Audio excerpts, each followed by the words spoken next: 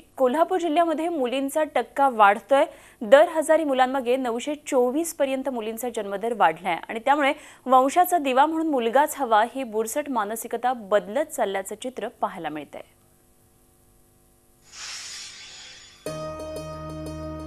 मुलीचा जन्म झाला तर ती नकोशी अशा बुरसटलेल्या विचारांमुळे कोल्हापूर जिल्हा स्त्री भ्रूण हत्येत आघाडीवर होता।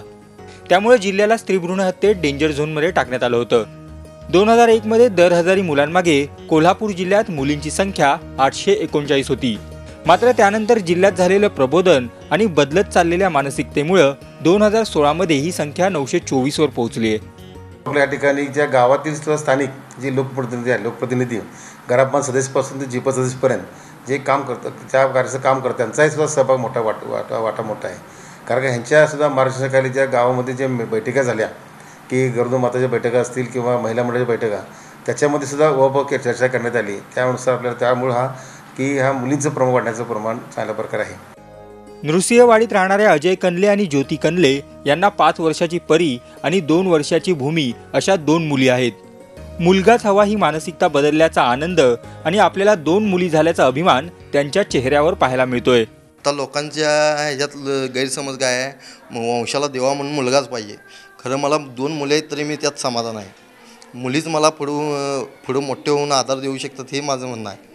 आणि लोकांनी असं काय हे ठेवून येत की मुलंच वंशाला देवा म्हणून सांभाळतील आईवडिलांना, असं काही नाही आहे। मुली पण आता आईवडिलांचा आधार बनू शकतात। मला काही प्रॉब्लेम नाही, 2 मुले आहे आणि आमच्या यांना तर आधीच नाही आहे। मला थोडं वाटतं मुलगा, पण असं काही नाही आहे की मुलगाच व्हावा। 2 मुले आहे, आम्ही खूप खुश आहोत आणि असं वाटतं की ह्यांनाच खूप शिकून मोठं करावं, असं कलेक्टर वगैरे। आणि मुलगा कसं एकाच घराचं म्हणजे वंश वाढू शकतं, पण मुली समाजासाठी खूप बदल करू शकतात असं वाटतंय मला। अजय आणि ज्योतीसारखे अनेक कुटुंब कोल्हापूर जिल्ह्यात पाहायला मिळतात। सावित्री खोचरेला 3 महिन्यापूर्वीच सई ही पहिली मुलगी झाली। आपल्या पोटी मुलीचा जन्म झाल्याचा आनंद सावित्रीला सुखावणारा आहे।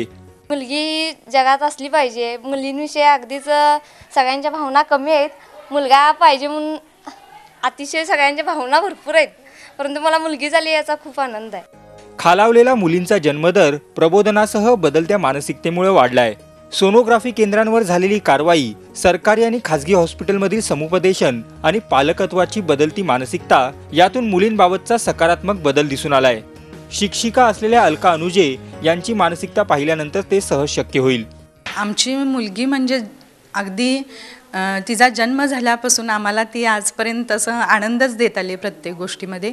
आणि मेन म्हणजे ती प्रत्येक क्षेत्रात कोणतीही कॉम्पिटिशन असेल, खेळाडू वृत्ती आहे तिची, त्याचबरोबर अभ्यास वृत्ती देखील चांगली आहे। म्हणजे अभ्यासात देखील ती खूप चांगल्या पद्धतीनं आपली कामगिरी करते।